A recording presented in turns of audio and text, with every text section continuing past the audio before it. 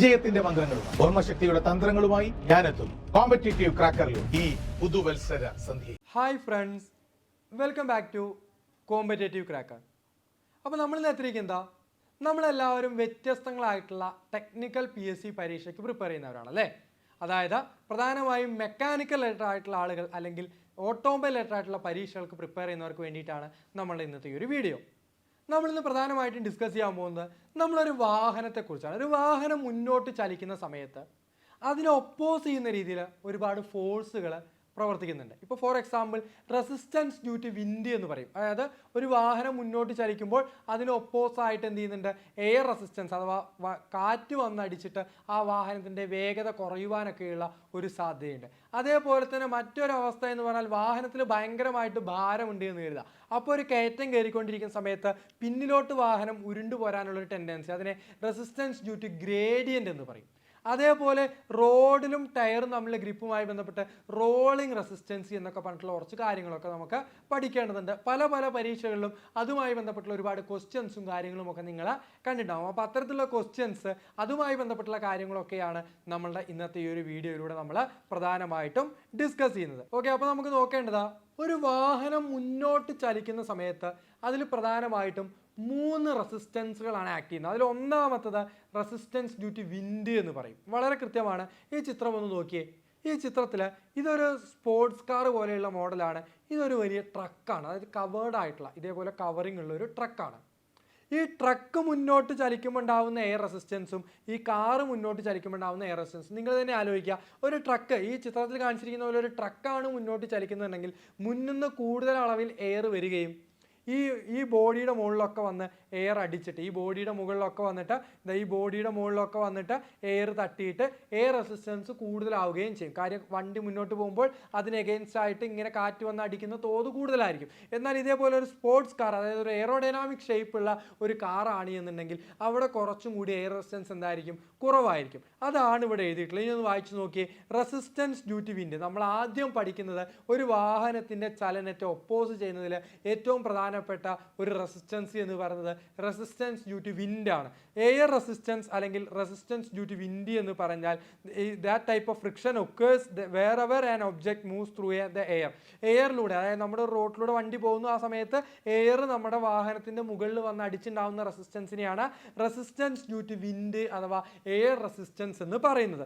It is taken to the proportional to the square of vehicle speed. Vehicle speed എത്രയാണ് അതിൻ്റെ square ആയിട്ടാണ്, vehicle speed എത്രയാണ് അതിൻ്റെ square ആയിട്ടാണ് നമ്മൾ എന്തെടുക്കുക, നമ്മളുടെ റെസിസ്റ്റൻസ് ഡ്യൂ ടു വിൻഡിൻ്റെ അളവ് നമ്മൾ എടുക്കുക. ഇതിനെ എന്തൊക്കെ സ്വാധീനിക്കുന്നുണ്ടാവും, നമ്മുടെ വാഹനത്തിൻ്റെ ബോഡി ടൈപ്പ്, അതേപോലെ വാഹനത്തിൻ്റെ വേഗത, ഇതെല്ലാം എന്തിനെ സ്വാധീനിക്കുന്നുണ്ട്, എയർ റെസിസ്റ്റൻസിനെ സ്വാധീനിക്കുന്നുണ്ട് അല്ലേ, എയർ റെസിസ്റ്റൻസിനെ സ്വാധീനിക്കുന്നുണ്ട്. ഈ ക്വസ്റ്റ്യൻ ഒന്ന് വായിച്ചു നോക്കിയേ. Wind or air resistance depends on which of the following factor. പരീക്ഷയ്ക്ക് ചോദിച്ച ക്വസ്റ്റ്യനാണ് വിൻഡ് അല്ലെങ്കിൽ എയർ റെസിസ്റ്റൻസ്. വിൻഡ് അല്ലെങ്കിൽ എയർ റെസിസ്റ്റൻസുകളെ സ്വാധീനിക്കുന്ന ഘടകങ്ങൾ എന്തൊക്കെയാണ് എന്നാണ് ചോദിച്ചിരിക്കുന്നത്. Shape and size of vehicle body, air velocity, speed of vehicle, all of the mentioned. Option D ആണ് ഉത്തരം വരുന്നത്. അപ്പോൾ ക്ലിയർ ആയോ? ഈ ഭാഗങ്ങളിൽ നിന്നൊക്കെ ഒരുപാട് ക്വസ്റ്റ്യൻസ് പരീക്ഷകളിൽ ചോദിച്ചു കാണാറുണ്ട്. അത് നമ്മളുടെ എന്താ പറയുക, ജൂനിയർ ഇൻസ്ട്രക്ടർ പരീക്ഷയാവാം, അസിസ്റ്റന്റ് മോട്ടോർ വെഹിക്കിൾ ഇൻസ്പെക്ടർ ആവാം, ഇനി വരാൻ പോകുന്ന ട്രേഡ്സ്മാൻ ഉണ്ട്. ട്രേഡ്സ്മാൻ എന്താ പറയുക, 2 വീലർ 3 വീലർ മെക്കാനിക്, അതേപോലെ ട്രേഡ്സ്മാൻ ഓട്ടോമൊബൈലൊക്കെ ഇനി പരീക്ഷ വരാനിരിക്കുന്നുണ്ട്. അത്തരത്തിലുള്ള പരീക്ഷകളിലായിരിക്കാം. അങ്ങനെയുള്ള പല പരീക്ഷകളിലും ഇങ്ങനെയുള്ള ക്വസ്റ്റ്യൻസ് ഒക്കെ ചോദിച്ചു കാണാറുണ്ട്. ഏറ്റവും സിമ്പിൾ ആയിട്ടുള്ള ക്വസ്റ്റ്യൻ. അപ്പോൾ കാര്യം മനസ്സിലായി കഴിഞ്ഞാൽ നമുക്ക് ഏതൊരു ക്വസ്റ്റ്യനും എളുപ്പത്തിൽ ഉത്തരം എഴുതാം എന്നുള്ളതിൻ്റെ തെളിവാണ് ഈ കാര്യം. അതായത് നമ്മളുടെ വാഹനത്തിൽ വന്നിരിക്കുന്ന എയർ മൂലം ഉണ്ടാകുന്ന റെസിസ്റ്റൻസ് എന്തിനെയൊക്കെ സ്വാധീനിക്കുന്നു, shape and size of vehicle body, വാഹനത്തിൻ്റെ ഷേപ്പും വാഹനത്തിൻ്റെ ബോഡി സൈസും അനുസരിച്ച് എയർ റെസിസ്റ്റൻസിൽ വ്യത്യാസം വരാൻ സാധ്യതയുണ്ട്. എയർ വെലോസിറ്റിക്ക് അനുസരിച്ചിട്ട് എന്തുണ്ടാവാൻ സാധ്യതയുണ്ട്, എയർ വെലോസിറ്റിക്ക് അനുസരിച്ചിട്ട് എന്തുണ്ടാവാൻ സാധ്യതയുണ്ട്, എയർ റെസിസ്റ്റൻസിൽ വ്യത്യാസം വരാൻ സാധ്യതയുണ്ട്. സ്പീഡ് ഓഫ് വെഹിക്കിളിന് അനുസരിച്ചിട്ട് എന്തുണ്ടാവും, തീർച്ചയായിട്ടും എയർ റെസിസ്റ്റൻസിൻ്റെ അളവിൽ വ്യത്യാസം ഉണ്ടാവാൻ സാധ്യത. അപ്പോൾ ഇത് ഓൾ ഓഫ് ദിസ് ആണ് ഇതിൻ്റെ ഉത്തരം വരുന്നത്. അപ്പോൾ ക്വസ്റ്റ്യൻസ് ഈ ഭാഗങ്ങളിൽ നിന്നൊക്കെ നിരന്തരമായി പരീക്ഷകളിൽ ക്വസ്റ്റ്യൻസ് കാണാറുണ്ട്. അതുകൊണ്ടാണ് നമ്മൾ ഇങ്ങനെയുള്ള കാര്യം നമ്മൾ ഈ ഒരു ചാനലിലൂടെ നിങ്ങൾക്ക് പ്രൊവൈഡ് ചെയ്യാമെന്ന് കരുതിയത്. ഓക്കെ, അങ്ങനെയാണ് എന്നുണ്ടെങ്കിൽ അടുത്തത് നോക്കിയേ. രണ്ടാമതായിട്ടുണ്ടാകുന്ന റെസിസ്റ്റൻസ് ഏതാണ്, റെസിസ്റ്റൻസ് ഡ്യൂ ടു ഗ്രേഡിയൻറ്റ്. കയറ്റം കയറിക്കൊണ്ടിരിക്കുന്ന ഒരു വണ്ടിയിൽ അനുഭവപ്പെടുന്ന റെസിസ്റ്റൻസ് ആണ് റെസിസ്റ്റൻസ് ഡ്യൂ ടു ഗ്രേഡിയൻറ്റ് എന്നുള്ളതുകൊണ്ട് സൂചിപ്പിക്കുന്നത്. കയറ്റം കയറിക്കൊണ്ടിരിക്കുന്ന ഒരു വണ്ടിയിൽ അനുഭവപ്പെടുന്ന റെസിസ്റ്റൻസിനെയാണ് റെസിസ്റ്റൻസ് ഡ്യൂ ടു ഗ്രേഡിയൻറ്റ് എന്ന് പറയുന്നത്. When the vehicle travels uphill, അതായത് ഒരു കയറ്റം കയറിക്കൊണ്ടിരിക്കുന്ന വാഹനത്തിൽ its weight works in the direction opposite its motion, അതായത് ഇതിനകത്തുള്ള വെയിറ്റ് ഈ വാഹനത്തിന് ഓപ്പോസിറ്റ്, അതായത് പിന്നിലേക്ക് ഉരുണ്ട് വരാനുള്ള ഒരു ടെൻഡൻസി ഉണ്ടാക്കും. ആ ഒരു റെസിസ്റ്റൻസിനെയാണ് റെസിസ്റ്റൻസ് ഡ്യൂ ടു ഗ്രേഡിയൻ്റ് എന്ന് പറയുന്നത്. ആ ഒരു റെസിസ്റ്റൻസിനെയാണ് റെസിസ്റ്റൻസ് ഡ്യൂ ടു ഗ്രേഡിയൻ്റ് എന്ന് പറയുന്നത്. നേരത്തെ വണ്ടി മുന്നോട്ട് പോകുമ്പോൾ ഇങ്ങനെ അടിക്കുന്ന കാറ്റിൻ്റെ അളവാണ് നമ്മൾ പറഞ്ഞത് എന്നുണ്ടെങ്കിൽ, ഇവിടെ കയറ്റം കയറിക്കൊണ്ടിരിക്കുന്ന ഒരു വണ്ടിക്ക് പിന്നോട്ട്, ആ വണ്ടിയിൽ അനുഭവപ്പെടുന്ന ഭാരം കൊണ്ട് അതിന് പിന്നോട്ട് ഉരുണ്ടു പോരാനുള്ള ഒരു ടെൻഡൻസി ഉണ്ടായിരിക്കും. അതിനെയാണ് നമ്മൾ എന്ത് പറയുന്നത്, റെസിസ്റ്റൻസ് ഡ്യൂ ടു ഗ്രേഡിയൻ്റ് എന്ന് പറയുന്നത്. If some energy is not supplied to overcome these backward force the vehicle is would slow down, അതായത് നമ്മൾ അപ്പോൾ ഈ വണ്ടി എന്തായാലും പിന്നോട്ട് ഉരുളാനുള്ള ഒരു ടെൻഡൻസി ഉണ്ടാവുന്നുണ്ട്. അപ്പോൾ നമ്മൾ എന്ത് ചെയ്യുന്നു, കൂടുതൽ പവർ സപ്ലൈ ചെയ്തിട്ടില്ല എന്നുണ്ടെങ്കിൽ നമ്മുടെ വണ്ടി പിന്നോട്ട് ഉരുളാനുള്ള സാധ്യത ഉണ്ട് എന്നാണ് പറയുന്നത്. അങ്ങനെയാണെങ്കിൽ ഇതിൻ്റെ ഉത്തരം ഒന്ന് പറഞ്ഞേ. ഇപ്പം നമ്മൾ ഈ പറഞ്ഞ റോളിംഗ് റെസിസ്റ്റൻസുമായി ബന്ധപ്പെട്ടൊരു ക്വസ്റ്റ്യൻ ആണ് ഇപ്പോൾ സ്ക്രീനിൽ കണ്ടുകൊണ്ടിരിക്കുന്നത്. ക്വസ്റ്റ്യൻ ഒന്ന് വായിച്ചേ. Gradient resistance for a vehicle depends on which of the following factor. Gradient resistance എന്ന് പറയുന്ന ഒരു വാഹനത്തിൻ്റെ മുകളിൽ അനുഭവപ്പെടുന്ന ഗ്രേഡിയൻ്റ് റെസിസ്റ്റൻസ് എന്ന് പറയുന്നത് എന്തിനൊക്കെ ആശ്രയിച്ചിരിക്കുന്നു? വെയിറ്റ് ഓഫ് വെഹിക്കിൾ ഉണ്ട്, സൈസ് ഓഫ് വെഹിക്കിൾ ഉണ്ട്, വിഡ്ത്ത് ഓഫ് ടയർ ഉണ്ട്, സ്പീഡ് ഓഫ് വെഹിക്കിൾ ഉണ്ട്. ഇവിടെ എയർ റെസിസ്റ്റൻസോ വിൻഡ് റെസിസ്റ്റൻസോ ഒന്നുമല്ല ചോദിച്ചിരിക്കുന്നത്, ഗ്രേഡിയൻ്റ് റെസിസ്റ്റൻസ് ആണ് ചോദിച്ചിരിക്കുന്നത്. ഗ്രേഡിയൻ്റ് റെസിസ്റ്റൻസിൻ്റെ പ്രധാനപ്പെട്ട കാരണം എന്ന് പറഞ്ഞാൽ വെയിറ്റ് ഓഫ് വെഹിക്കിൾ ആണ്. ഓപ്ഷൻ എ ആണ് ഉത്തരം വരുന്നത്. Option A weight of vehicle ആണ് ഉത്തരം വരുന്നത്. Option A weight of vehicle ആണ് ഉത്തരം വരുന്നത്. അപ്പോൾ എത്ര സിമ്പിൾ കാര്യമാണെന്ന് നോക്കി. അപ്പോൾ ഇങ്ങനെയുള്ള കാര്യങ്ങളൊക്കെ നമ്മൾ വഴിയെ ഇങ്ങനെ പഠിച്ചുകൊണ്ടേയിരിക്കുക. നമുക്കിപ്പോൾ പെട്ടെന്ന് പരീക്ഷ ഒന്നും വരാനില്ല, അങ്ങനെയൊന്നും കരുതി നമ്മൾ പഠിക്കാതിരിക്കുക. നമ്മൾ എപ്പോഴും നമ്മളൊരു PSC ആസ്പിറൻ്റ് ആണ്, അല്ലെങ്കിൽ PSC പ്രതീക്ഷിച്ചിരിക്കുന്ന ഒരാളാണെന്നുണ്ടെങ്കിൽ, പ്രത്യേകിച്ച് ടെക്നിക്കൽ PSC ഒക്കെ ഒരു ഗുണം എന്ന് പറഞ്ഞാൽ സ്ഥിരമായി ചോദിക്കുന്ന കുറേ പാറ്റേണും കാര്യങ്ങളൊക്കെ ഉണ്ട്. ആ മേഖലയൊക്കെ നമ്മൾ കൃത്യമായി ഐഡൻറ്റിഫൈ ചെയ്യുക, അതുമായി ബന്ധപ്പെട്ട കാര്യങ്ങൾ കണ്ടിന്യൂസ് ആയിട്ട് വായിച്ചുകൊണ്ടിരിക്കുക, അതുമായി ബന്ധപ്പെട്ടുള്ള വീഡിയോസ് കൃത്യമായിട്ട് കാണുക.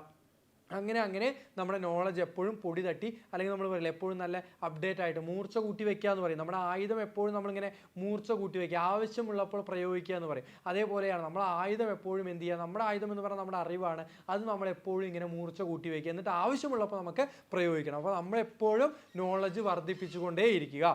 ഓക്കെ, അങ്ങനെയാണെങ്കിൽ മൂന്നാമതായിട്ട് അനുഭവപ്പെടുന്ന റെസിസ്റ്റൻസ് എന്താ? ഒന്നാമത് നമ്മൾ വിൻഡ് അല്ലെങ്കിൽ എയർ റെസിസ്റ്റൻസ്, രണ്ടാമത് ഗ്രേഡിയൻ റെസിസ്റ്റൻസ്, മൂന്നാമതായിട്ട് അനുഭവപ്പെടുന്ന റെസിസ്റ്റൻസ് ഏതാണ്? റോളിംഗ് റെസിസ്റ്റൻസ് എന്ന് പറയും. മൂന്നാമതായിട്ട് അനുഭവപ്പെടുന്ന റെസിസ്റ്റൻസ് ഏതാണ്? റോളിംഗ് റെസിസ്റ്റൻസ് എന്ന് പറയും. The force that resist the motion of A body rolling surface is called rolling resistance. അതായത് നമ്മളുടെ വണ്ടിയുടെ ടയർ റോഡുമായിട്ട് ഇങ്ങനെ കടന്ന് ഒരയുന്നുണ്ട് അല്ലേ, അപ്പോൾ അവിടെ ഒരു ഫ്രിക്ഷൻ ഉണ്ടാകുന്നുണ്ട്. അതൊരു റെസിസ്റ്റൻസ് പോലെ, വണ്ടിക്ക് മുന്നിലോട്ട് ചലിക്കുന്ന സമയത്ത് ഒരു റെസിസ്റ്റൻസ് പോലെ ആക്ട് ചെയ്യുന്നുണ്ട്. ഏറ്റവും സിമ്പിളായിട്ട് പറയാം, നമ്മുടെ ടയറിൽ കാറ്റ് കുറവാണെന്നുണ്ടെങ്കിൽ റെസിസ്റ്റൻസ് കൂടുതലായിരിക്കും. റോഡിന് മൊത്തം കല്ലും കാര്യങ്ങളൊക്കെ ആണെങ്കിൽ അവിടെ റെസിസ്റ്റൻസ് കൂടുതലായിരിക്കും. അതാണ് എഴുതിയിട്ടുള്ളത്. It depends upon type of road, tyre friction, load on wheel. ടയറിൻ്റെ മുകളിൽ കൂടുതൽ ലോഡ് ഉണ്ട് എന്നുണ്ടെങ്കിൽ അവിടെ ഫ്രിക്ഷൻ കൂടുതലാവും, അപ്പോൾ റോളിംഗ് റെസിസ്റ്റൻസിൻ്റെ അളവും കൂടുതലായിരിക്കും. അതാണ് എഴുതിയിട്ടുള്ളത്. Rolling resistance does not depend. Question വായിച്ച്. Rolling resistance does not depend on which of the following factor. താഴെ പറയുന്നവയിൽ പെടാത്ത, അതായത് റോളിംഗ് റെസിസ്റ്റൻസുമായി ബന്ധപ്പെട്ട് താഴെ പറയുന്നതിൽ ഏതാണ് പെടാത്തത് എന്നാണ് ചോദിച്ചിരിക്കുന്നത്. Load on each road wheel, അത് റോളിംഗ് റെസിസ്റ്റൻസിനെ സ്വാധീനിക്കുന്നുണ്ട്. വീൽ ഇൻഫ്ലേഷൻ പ്രഷർ, ടയറിലെ കാറ്റ് റോളിംഗ് റെസിസ്റ്റൻസിനെ സ്വാധീനിക്കുന്നുണ്ട്. നാച്ചർ ഓഫ് റോഡ് സർഫസ്, ഞാൻ നേരത്തെ പറഞ്ഞു, കല്ലൊക്കെയുള്ള റോഡാണെങ്കിൽ റോഡിൽ അനുഭവപ്പെടുന്ന ഫ്രിക്ഷൻ കൂടുതലാവുകയും അതുവഴി റോളിംഗ് റെസിസ്റ്റൻസ് കൂടുകയും ചെയ്യും. ഇവയെ റോളിംഗ് റെസിസ്റ്റൻസിനെ സ്വാധീനിക്കാത്ത ഘടകം ഏതാണ്? റോളിംഗ് റെസിസ്റ്റൻസിനെ സ്വാധീനിക്കാത്ത ഘടകം എൻജിൻ പവറും റോളിംഗ് റെസിസ്റ്റൻസുമായിട്ട് പ്രത്യേകിച്ച് ബന്ധമൊന്നുമില്ല. ഓപ്ഷൻ ബി ആണ് ഉത്തരം വരുന്നത്. എൻജിൻ പവറും റോളിംഗ് റെസിസ്റ്റൻസുമായിട്ട് പ്രത്യേകിച്ച് ബന്ധമൊന്നുമില്ല. അങ്ങനെയാണെങ്കിൽ അടുത്തൊരു ക്വസ്റ്റ്യൻ വായിച്ചേ. The force that opposes the motion of A vehicle is. ഒരു വണ്ടിയിൽ നമ്മൾ മുന്നോട്ട് ചലിക്കുമ്പോൾ അതിന് ഒപ്പോസ് ചെയ്ത് ആക്ട് ചെയ്യുന്ന ഫോഴ്സുകൾ ഏതൊക്കെയാണെന്നാണ് ചോദിച്ചിരിക്കുന്നത്. റോളിംഗ് റെസിസ്റ്റൻസ് ആക്ട് ചെയ്യുന്നുണ്ട്, ഗ്രേഡിയൻ റെസിസ്റ്റൻസ് ആക്ട് ചെയ്യുന്നുണ്ട്, എയർ റെസിസ്റ്റൻസ് അല്ലെങ്കിൽ വിൻഡ് റെസിസ്റ്റൻസും ആക്ട് ചെയ്യുന്നുണ്ട്. അപ്പോൾ ഉത്തരം എന്താണ്? ഓൾ ഓഫ് ദിസ് ആണ് അല്ലേ. അപ്പോൾ ഉത്തരം എന്താണ്? ഓൾ ഓഫ് ദിസ് ആണ്. അപ്പോൾ ഒരു വാഹനത്തിൽ അനുഭവപ്പെടുന്ന ചലിച്ചുകൊണ്ടിരിക്കുന്ന മൂവ്മെൻറ്റിലുള്ള ഒരു വാഹനത്തിൽ അനുഭവപ്പെടുന്ന ഒപ്പോസ് ചെയ്യുന്ന ഫോഴ്സുകൾ ഏതൊക്കെയാണെന്ന് ചോദിച്ചാൽ റോളിംഗ് റെസിസ്റ്റൻസ് ഉണ്ട്, ഗ്രേഡിയൻ റെസിസ്റ്റൻസും ഉണ്ട്, എയർ റെസിസ്റ്റൻസ് അല്ലെങ്കിൽ വിൻഡ് റെസിസ്റ്റൻസ് ഉണ്ട്. അപ്പോൾ ഓൾ ഓഫ് ദിസ് ആണ് ഇതിൻ്റെ ഉത്തരം വരുന്നത്. ഗ്രേഡിയൻ റെസിസ്റ്റൻസിനെ സ്വാധീനിക്കുന്ന ഘടകം ഏതായിരുന്നു? വെയിറ്റ് ഓഫ് വെഹിക്കിൾ ആയിരുന്നു. ഈ ക്വസ്റ്റ്യൻ പ്രകാരം റോളിംഗ് റെസിസ്റ്റൻസിനെ സ്വാധീനിക്കാത്ത ഘടകം എൻജിൻ പവർ ആയിരുന്നു. അതേപോലെ ഇവിടെ നോക്കിയേ, നമ്മളുടെ വിൻഡ് എൻജിൻ്റെ അല്ലെങ്കിൽ എയർ റെസിസ്റ്റൻസിനെ സ്വാധീനിക്കുന്ന ഘടകം ഈ തന്നിരിക്കുന്ന പ്രകാരം ഓൾ ഓഫ് ദിസ് ആണ് ഉത്തരം വരുന്നത്. എത്ര സിമ്പിൾ ആയിട്ടുള്ള കാര്യമാണെന്ന് നോക്കി. ഒരുപാട് പരീക്ഷകൾ ഇത്തരത്തിലുള്ള ക്വസ്റ്റ്യൻ ചോദിച്ച് കണ്ടിട്ടുണ്ട്. ഇനി ഈ ഭാഗത്ത് നിന്ന് ക്വസ്റ്റ്യൻ വന്നാൽ നിങ്ങൾക്ക് അറ്റൻഡ് ചെയ്തുകൂടെ? ഇത്രയേ ഉള്ളൂ കാര്യങ്ങൾ. അപ്പോൾ നമ്മൾ പ്രിപ്പയർ ചെയ്യുന്നതിനും നമ്മൾ പഠിക്കുന്നതിനും അനുസരിച്ചിട്ടാണ് നമ്മുടെ നോളജ് വർദ്ധിക്കുകയും നമ്മളെ മാർക്ക് കൂടുകയും ചെയ്യുക. നമ്മൾ ഒരുപാട് കാര്യങ്ങൾ പഠിക്കുക. അപ്പോൾ എന്തായാലും ഏതെങ്കിലും എക്സാമുകളിൽ അതുമായി ബന്ധപ്പെട്ട് നമുക്ക് അതിൻ്റെ ഗുണം കിട്ടുമെന്നുള്ള കാര്യത്തിൽ യാതൊരു തർക്കവുമില്ല. ഓക്കെ, അങ്ങനെയാണ് എന്നുണ്ടെങ്കിൽ നമുക്ക് ഈ rolling resistance, ഗ്രേഡിയൻ resistance, air resistance ഒക്കെ നമ്മൾ പഠിച്ചു. അങ്ങനെയാണെങ്കിൽ നമുക്ക് വാഹനത്തിൽ ഏറ്റവും ഇമ്പോർട്ടൻ്റ് ആയിട്ടുള്ള ഒരു മെക്കാനിസമാണ് ക്ലച്ച് മെക്കാനിസം അല്ലേ? ഒരു വാഹനത്തിലെ ഏറ്റവും ഇമ്പോർട്ടൻ്റ് ആയിട്ടുള്ള ഒരു മെക്കാനിസമാണ് എന്ത്? Clutch mechanism. ഇവിടെ നോക്കി, വളരെ കൃത്യമാണ്. ഒരാൾ ക്ലച്ച് പെഡൽ ചവിട്ടുന്ന സമയത്ത് അവിടെ എന്ത് ഉണ്ടാവുന്നുണ്ട്? ഒരു ഡിസെൻഗേജ് ചെയ്യുന്ന ഒരു അവസ്ഥ ഉണ്ടാവുന്നുണ്ട് അല്ലേ? ഒരു ഡിസെൻഗേജ് ചെയ്യുന്ന അവസ്ഥ ഉണ്ടാവുന്നുണ്ട്. ആ ചിത്രത്തിൽ ആൾ കാലെടുക്കുന്ന സമയത്ത് എൻഗേജ് ആവുകയും ചെയ്യുന്നുണ്ട്. ഇത് ഫ്ലൈ വീലാണെന്ന് കരുതിക്കോളൂ, ഇത് ഗിയർ ബോക്സിലേക്ക് പോകുന്ന ഷാഫ്റ്റ് ആണെന്ന് കരുതിക്കോളൂ. അതായത് എൻജിൻ്റെ ഫ്ലൈ വീൽ അഥവാ എൻജിനിൽ ഉൽപ്പാദിപ്പിക്കുന്ന പവർ ആവശ്യാനുസരണം ട്രാൻസ്മിഷൻ സിസ്റ്റത്തിൽ എത്തിക്കുക, ആവശ്യമില്ലാത്തപ്പോൾ അതിനെ ഡിസെൻഗേജ് ചെയ്യുക എന്നുള്ളതാണ് നമ്മളുടെ ക്ലച്ചിൻ്റെ ആവശ്യകത. ക്ലച്ചിൻ്റെ ആവശ്യകത എന്താണ്? ആവശ്യാനുസരണം പവർ എന്ത് ചെയ്യുക? എൻഗേജ് ചെയ്യുക, ആവശ്യമില്ലാത്തപ്പോൾ അത് ഡിസെൻഗേജ് ചെയ്യുക എന്നുള്ളതാണ് നമ്മളുടെ ക്ലച്ചിൻ്റെ ആവശ്യകത. ക്ലച്ചിൽ ഒരുപാട് ഭാഗങ്ങളുണ്ട്. ഇത് ഫ്ലൈ വീല്, ഇവിടെ ഒരു ക്ലച്ച് ഡിസ്ക്, ഇതൊരു പ്രഷർ പ്ലേറ്റ്.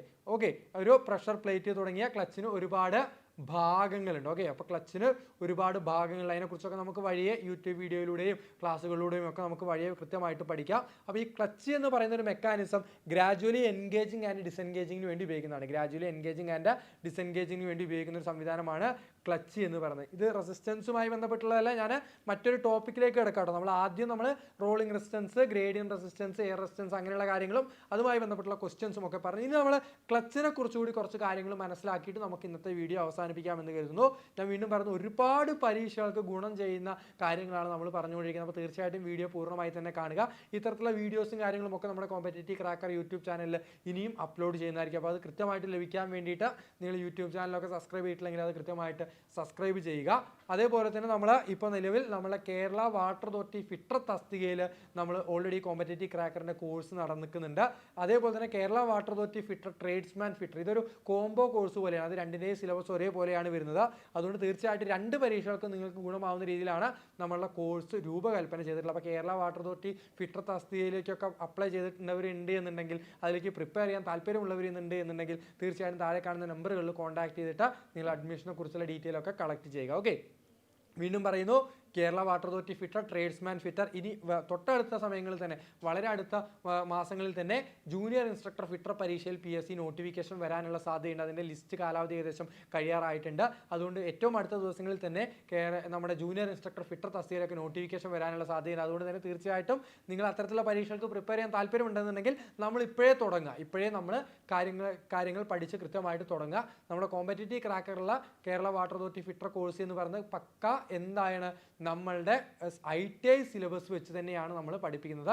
കൃത്യമായിട്ടുള്ള വീഡിയോ ക്ലാസ്സുകളാണ് നമ്മൾ പ്രൊവൈഡ് ചെയ്യുന്നത്. അതുമായി ബന്ധപ്പെട്ടുള്ള അഡ്മിഷൻ എടുക്കേണ്ട കാര്യങ്ങളൊക്കെ താഴെ കാണുന്ന നമ്പറുകളിൽ കോൺടാക്ട് ചെയ്ത് നിങ്ങൾക്ക് അന്വേഷിക്കാവുന്നതാണ്. ഓക്കെ, അതേപോലെ നമ്മളുടെ എന്താ പറയുക, എന്തെങ്കിലും ഡൗട്ടുകളോ കാര്യങ്ങളോ ഒക്കെ ഉണ്ടെങ്കിൽ താഴെ കമൻറ്റ് ബോക്സിലൂടെ ചോദിച്ചാൽ നമുക്ക് കഴിയുന്ന രീതിയിൽ നിങ്ങൾക്ക് റിപ്ലൈ തരുന്നതുമാണ്. ഓക്കെ, അതൊക്കെ പോട്ടെ. അപ്പോൾ നമ്മൾ ക്ലച്ചിനെ കുറിച്ചാണ് പഠിച്ചുകൊണ്ടിരിക്കുന്നത്. ക്ലച്ചിൻ്റെ പ്രധാനപ്പെട്ട ഒരു ഫംഗ്ഷൻ എന്ന് പറയുന്നത് എന്താണ്? ക്ലച്ചിൻ്റെ ഏറ്റവും പ്രധാനപ്പെട്ട ഒരു ഫംഗ്ഷൻ എന്ന് പറയുന്നത് ടോർക്ക് ട്രാൻസ്മിറ്റ് ചെയ്യുക എന്നുള്ളതാണ്. ക്ലച്ചിൻ്റെ ഏറ്റവും പ്രധാനപ്പെട്ട ഒരു ഫംഗ്ഷൻ എന്ന് പറയുന്നത് ടോർക്ക് ട്രാൻസ്മിറ്റ് ചെയ്യുക എന്നുള്ളതാണ്. അതായത് എഞ്ചിൻ്റെ ഫ്ലൈ വീലിൽ നിന്നുള്ള ടോർക്ക് എവിടേക്ക് എത്തിക്കുക?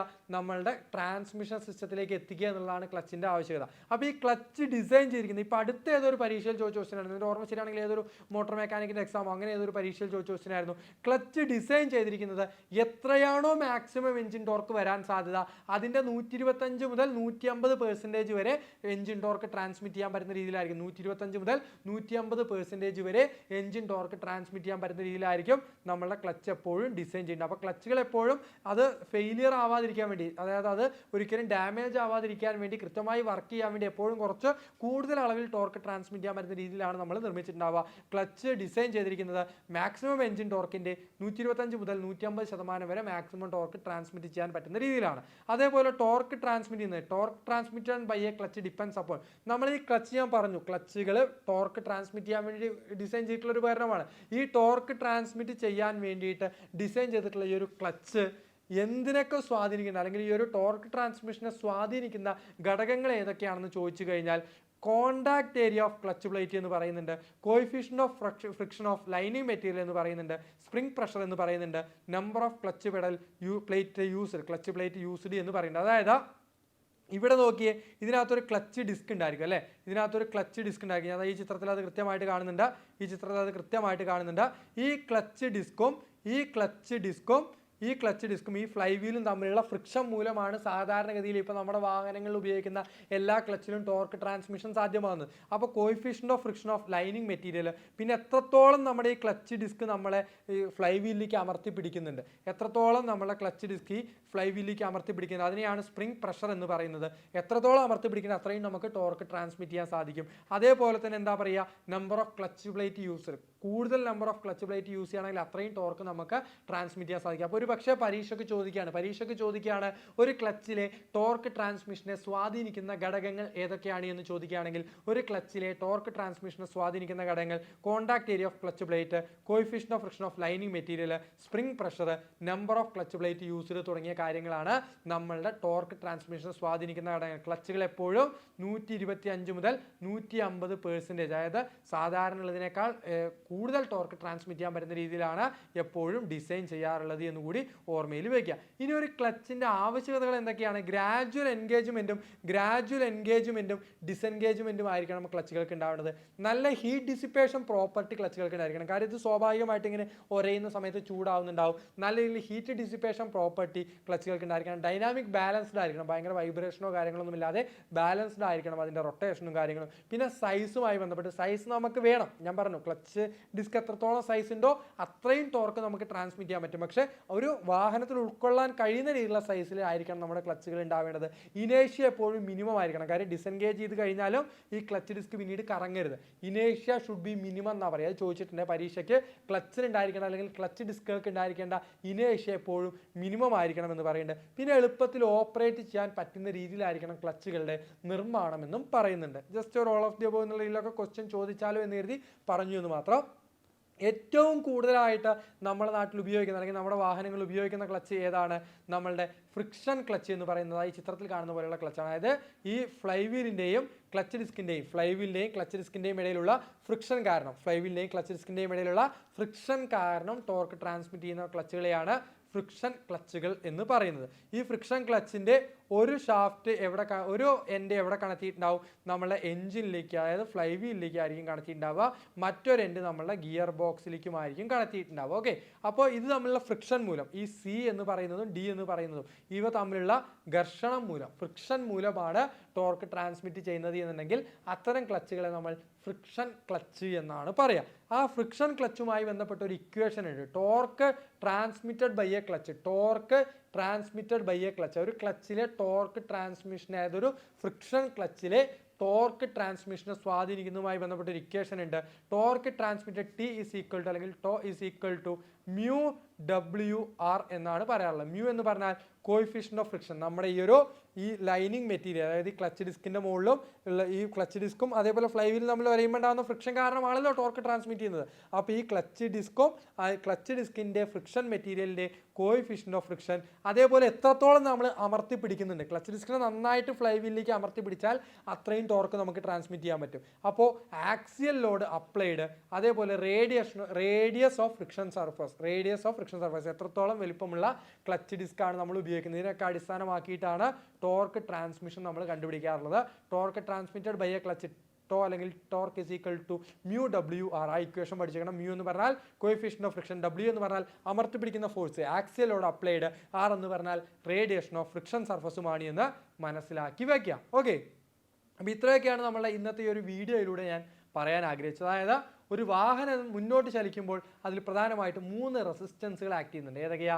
എയർ അല്ലെങ്കിൽ വിൻഡ് റെസിസ്റ്റൻസ്, അതേപോലെ അടുത്തത് എന്താണ്? നമ്മുടെ റോളിംഗ് റെസിസ്റ്റൻസ്, മറ്റൊന്ന് ഗ്രേഡിയൻ റെസിസ്റ്റൻസ്. അത് എന്തൊക്കെയാണ് അതിനെ സ്വാധീനിക്കുന്ന ഘടകങ്ങൾ? അതുമായി ബന്ധപ്പെട്ട് PSC പണ്ട് ചോദിച്ചിട്ടുള്ള ക്വസ്റ്റ്യൻസും കാര്യങ്ങളും നമ്മൾ ഡിസ്കസ് ചെയ്ത് കഴിഞ്ഞു. പിന്നെ ക്ലച്ചിൻ്റെ ജസ്റ്റ് ഒരു ഇൻട്രൊഡക്ഷൻ എന്നുള്ള രീതിയിലുള്ള കുറച്ച് കാര്യങ്ങളും നമ്മൾ ഇന്നത്തെ ഈ ഒരു ക്ലാസ്സിൽ പറഞ്ഞു കഴിഞ്ഞു. ഓക്കെ, അപ്പോൾ അസിസ്റ്റന്റ് മോട്ടോർ വെഹിക്കിൾ ഇൻസ്പെക്ടറുടെ ഇൻ്റർവ്യൂ അടുത്ത ദിവസങ്ങളിലായിട്ട് വരാനിരിക്കുകയാണ്. അപ്പോൾ അതിന് പ്രിപ്പയർ ചെയ്യുന്നവർക്ക് ഗുണമുണ്ടായിരിക്കും.